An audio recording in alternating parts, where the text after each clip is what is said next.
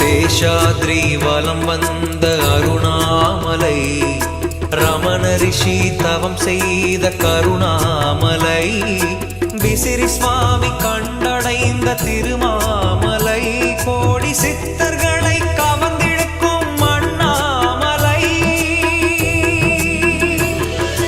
சந்நியாச குருவாசனே, சம்சார அருள் பூசனே,